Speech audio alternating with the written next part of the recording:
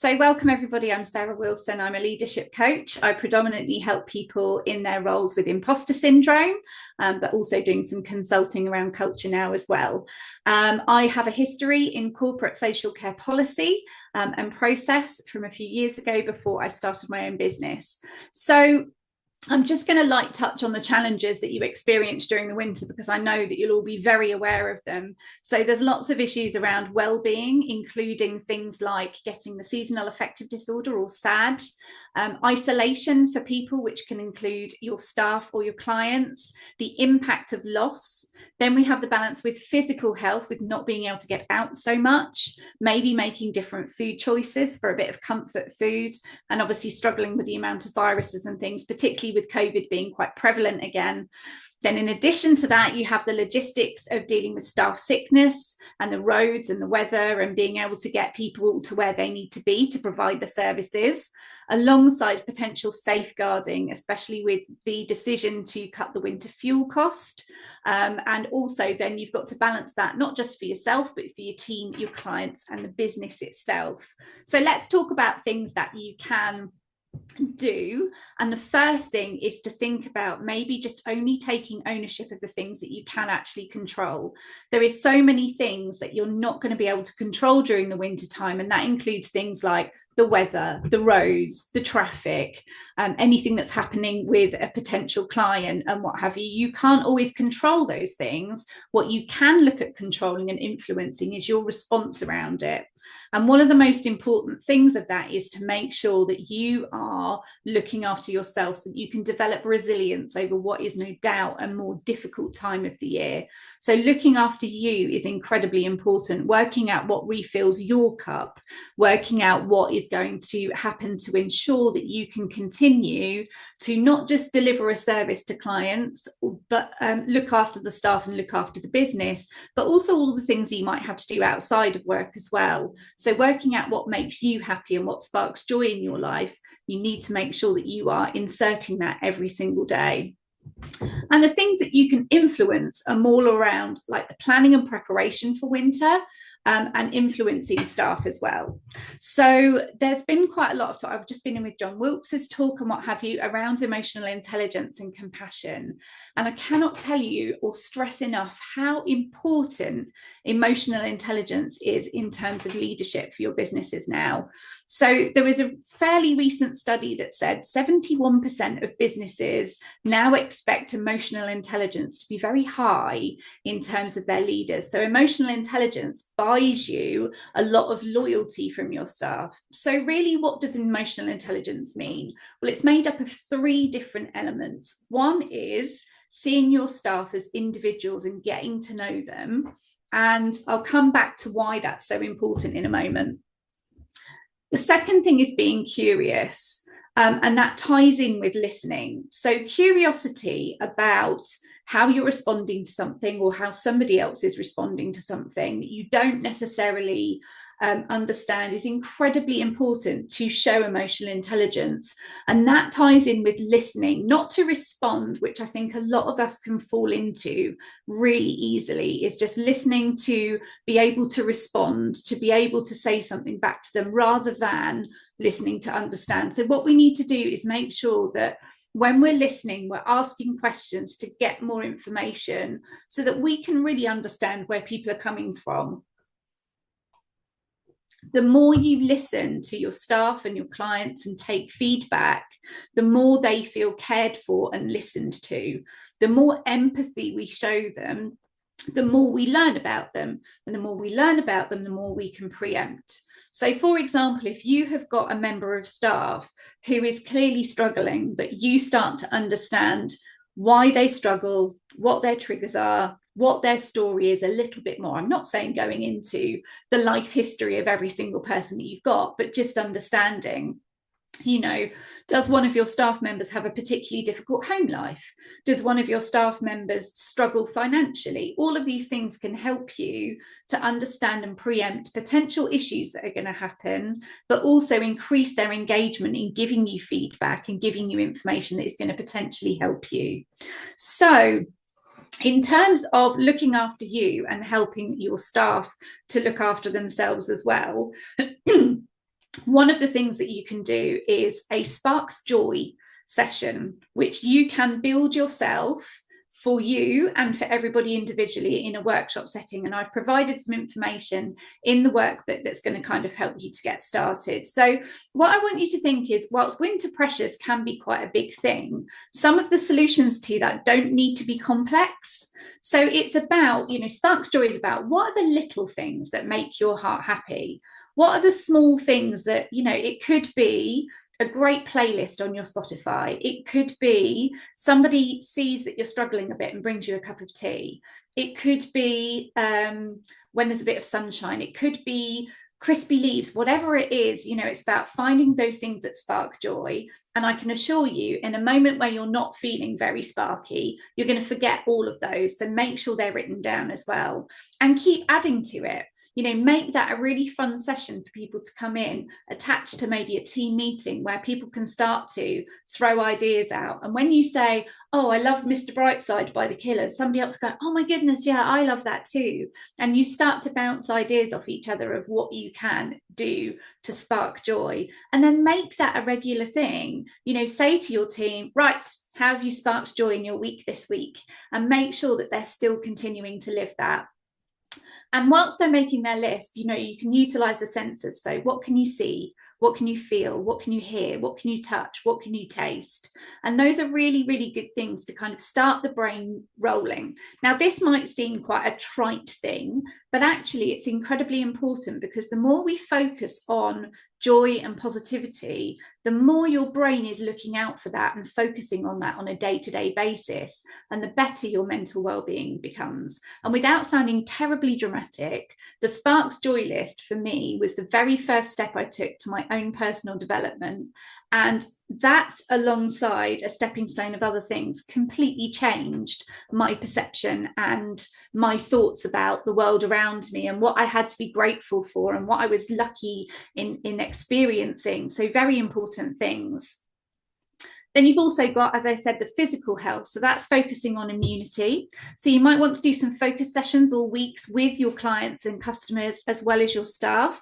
And you can focus on things like sleep health, vitamins and supplements, how to get outdoors, or how to do exercise when the weather's not so good, because moving our bodies is a really good way to help us feel better. Although I will wholly admit that my favourite part of going to the gym is leaving it afterwards, because I know I'm going to feel good about it, but won't necessarily have enjoyed the exercise. So I'm much more likely to take the dogs on a big tromp with my wellies on and enjoy that instead. Also around food choices. So how do we create things? So you can take two-pronged approach with this. So some people are struggling financially. So how do you make a cheap, hearty meal that's actually good for you? So that might be like slow cooker recipes, and get people to come and sort of join in and share their favorites. And then in terms of the actual preparation for things, preparation is obviously the key to things going better. So you can look at preparation for yourself. So I look ahead of my diary 2 weeks ahead every Sunday. What's going to potentially knock me in this next 2 weeks?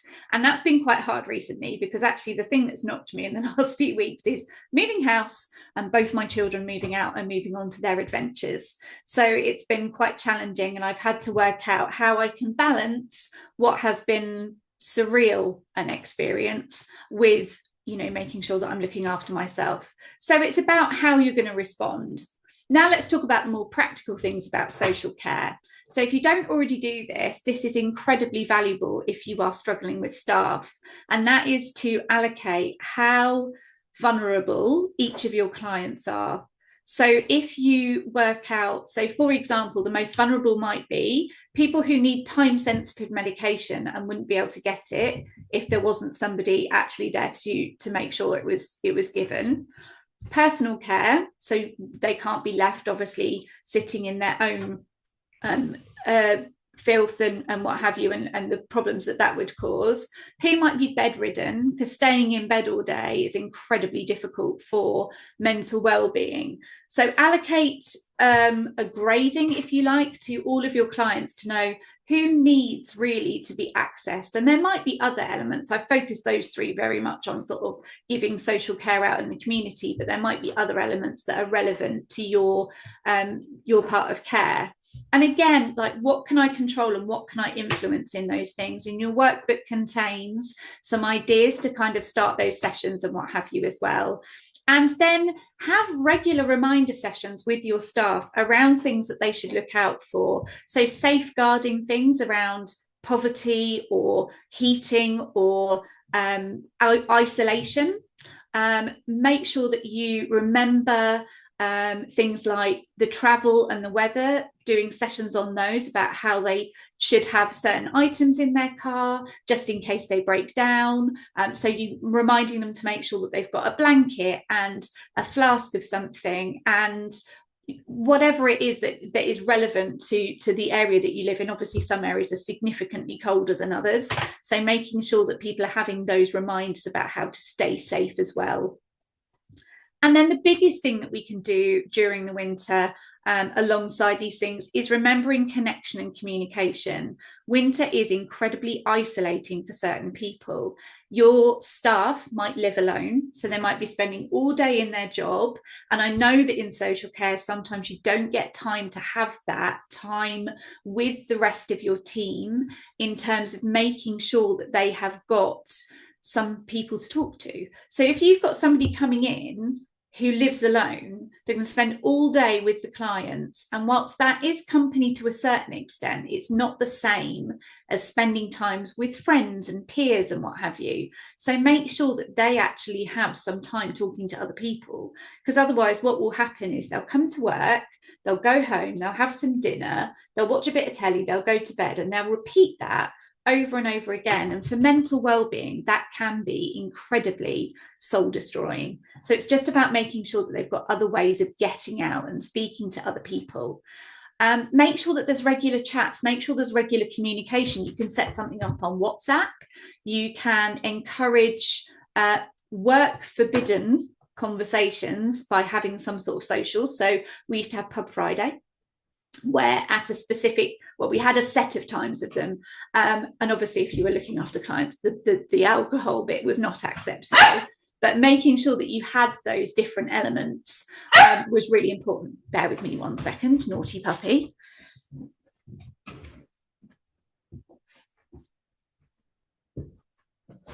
This is my able helper for the day.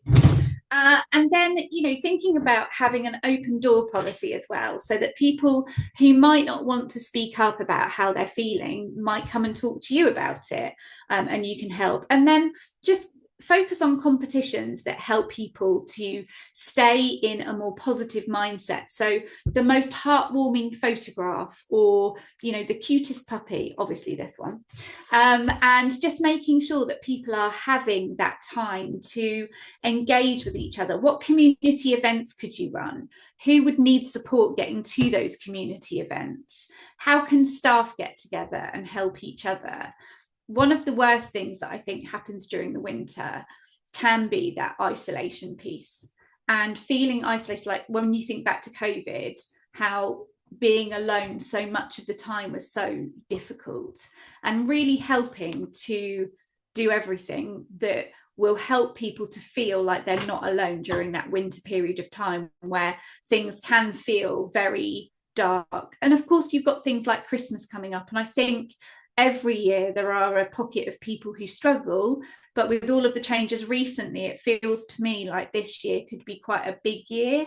So, you know, what are the things that you could do in relation to that as well? So I'm very restricted to what I can fit into, you know, a 15-20 minute talk. But realistically, there are two areas of preparing for the winter pressures. One is preparing for the potential issues that could come up, both personally, for your clients, for your team, and for the business.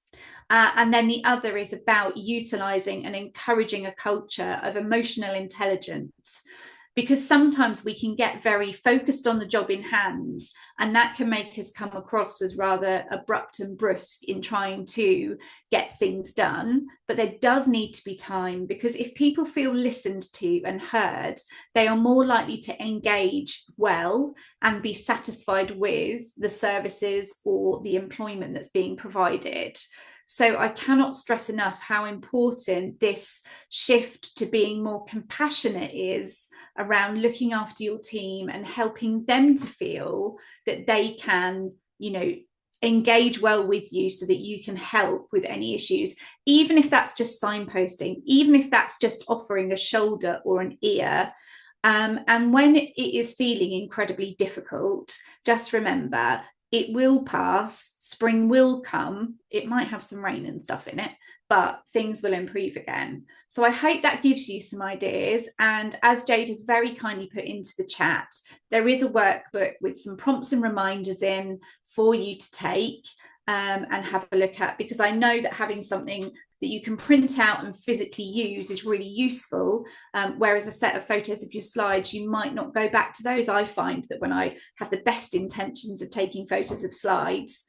You can also connect with me on LinkedIn if you would like to follow me, and every Thursday morning at 9:30 I do a live show on there which is around leadership, and all the things are things that you can copy across into social care and management, and it just gives you some ideas of things that you can utilize to make your leadership story as positive as possible. And Jade has asked me to save some time for questions, so I am happy to open up for any question that you would like to ask me, either related to winter pressures or things that can help you personally too. Thank you so much, Sarah. If you don't mind, I'd like to get the ball rolling with the question. So Sure. this is very relevant to this time of year in particular, with general pressures of everything. You've got Christmas coming up as well, so you've got a lot of personal and professional pressures happening all at once. But if you think about the whole of the year, you've talked a lot, not today, but in other talks that I've attended with you, Sarah, around permission and having permission to do some of those things. So you talked about creating a list of what sparks joy. How do you give somebody permission to do that if they feel like they're so under pressure that I feel guilty if I do that thing because I could be doing all these other things at the same time? What advice would you give there? So permission comes internally, really. So usually when somebody is waiting for external permission for something, it's because they feel for whatever reason that they can't create that permission for themselves. So permission actually is an incredibly powerful thing, and something that when I'm going through a more difficult time I sometimes forget, and that is that you can give yourself permission to look after you. And actually the reason that that's so important is when we think about who it is that we look after and who we're responsible for, that list is so long usually that what happens if we stop? Because if you think about the amount of energy that you have as almost like a paycheck, essentially, when it's gone, and your overdraft for running out of energy is simply your physical health. So your brain will give you a ton of clues that for the most part we ignore because we've got to get stuff done. But once you ignore all of those clues, your body will go, you're done. You can now have something that you're going to be in bed for 5 days, and you're not going to be able to help anybody. So giving yourself permission to look after yourself is vital, because if you stop, so will so many other things. So you have to invest that time in making sure that you are okay. You have to invest that. And even if that is just deciding that you're going to bed 10 minutes earlier to read, even if that's just you decide that you are going to, say, for example, one thing for me, seeing the sea puts me back together.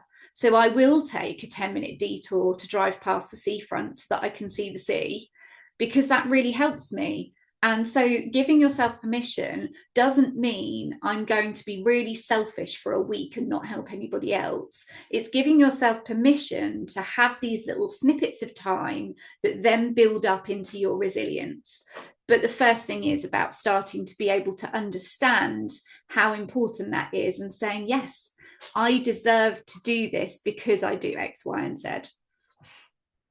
Fabulous. Thank you, Sarah. And also part of that is role modeling to your team to give them the permission to do the same thing.